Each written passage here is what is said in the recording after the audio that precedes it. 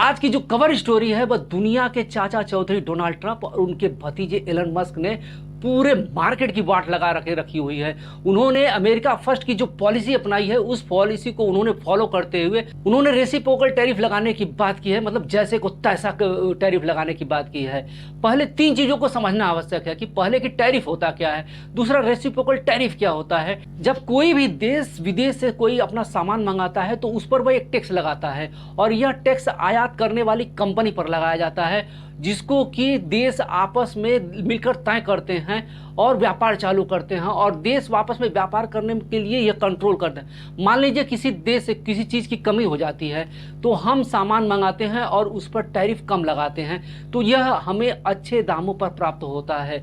लेकिन इससे अगर हमारे घरेलू मार्केट की जो कंपनियां हैं अगर उसमें इससे उनसे नुकसान होने लगता है, कंपटीशन बढ़ जाता है, वो कंपटीशन नहीं कर पाती हैं, तो हम विदेश से आने वाले सामान पर टैरिफ लगा देते हैं, जिससे कि हमारे घरेलू कंपनियां उनसे कंपटीशन कर पाती हैं, जो कि समय के अनुसार में टैरिफ को घटाया और बढ़ाया जा सकता है।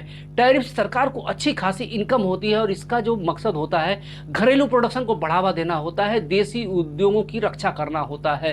अब आते हैं रेसिप्रोकल टैरिफ। रेसिप्रोकल टैरिफ जो होता है उसको समझने के लिए मान लीजिए अमेरिका ने भारत को जो कुल सामान जो खरीदा भारत से वह 87.4 बिलियन डॉलर खरीदा और अमेरिका ने भारत को जो कुल सामान बेचा है उसकी जो कुल कीमत है 41.8 बिलियन डॉलर है। यानी कि 87.4 बिलियन डॉलर माइनस 41.8 यानी 45.7 बिलियन डॉलर जो है वो ट्रेड डिफिसिट में निकल आता है, जो कि कुल होता है 52.4। तो चाचा डोनाल्ड ट्रंप कहते हैं कि हम आपको 50% का डिस्काउंट देंगे, यानी कि 52.2 डिवाइडेड बाई 2 मतलब 26.1%। इतना ही भारत के ऊपर टैरिफ लगाया गया है। भारत के ऊपर इतना टैरिफ लगाने का क्या प्रभाव पड़ने वाला है? क्या आने वाले वक्त में भारत को इससे नुकसान होने वाला है या फायदा होने वाला है? प्रश्न बड़ा है, बस आप मेरे साथ में बने रहिए।